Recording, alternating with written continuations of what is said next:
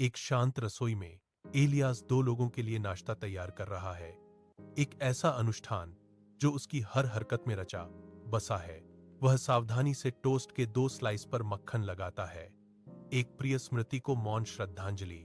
उसकी निगाहें दूसरे चाय के कप पर टिक जाती हैं, जो एक अनकही अनुपस्थिति की मार्मिक याद दिलाता है, जब तक कि भाप फीकी न पड़ जाए। वह चाय सिंक में डालता है।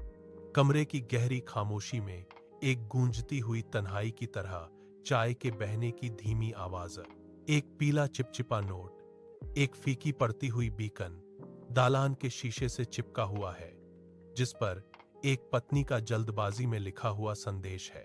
नोट के कोने मुरझाए पत्ते की तरह मुड़ जाते हैं। उसकी चिपचिपाहट असफल हो जाती है, जो समय की अथक गति का एक मूक प्रमाण है। एक हाथ टेप की ओर बढ़ता है, नाजुक स्मृति को संरक्षित करने का एक हताश प्रयास।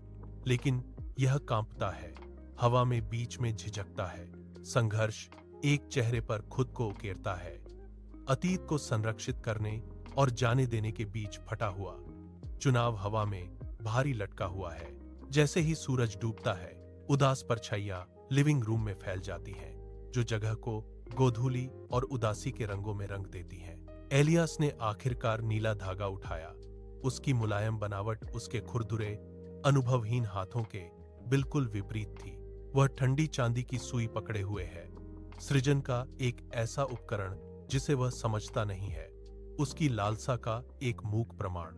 उसकी आंखें बंद हो जाती हैं, उसके हाथों के भूत को बुलाने का एक हताश प्रयास, एक भूली हुई कला की लय को याद करने का। गहरे अंधेरे में वह बैठा है, एक अकेला व्यक्ति, एक धागे को पकड़े हुए है जो कहीं नहीं जाता।